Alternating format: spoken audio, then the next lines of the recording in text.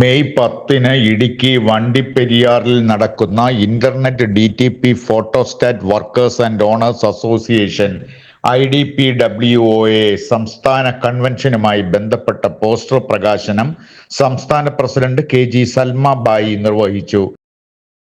ഓരോ ജില്ലയിലും മാറി മാറി സംസ്ഥാന കൺവെൻഷനും നടന്നുകൊണ്ടിരിക്കുകയാണ്.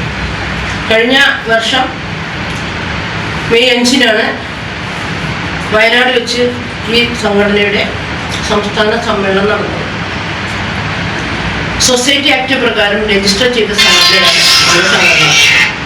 അതുകൊണ്ട് കൃത്യമായിട്ട് എല്ലാ വർഷവും നമ്മൾ ഇതേപോലെ തന്നെ കൺവെൻഷനും 3 വർഷം കൂടുമ്പോൾ സമ്മേളനവും നടത്തി ഭാരവാഹികളെ തിരഞ്ഞെടുക്കാറുണ്ട്.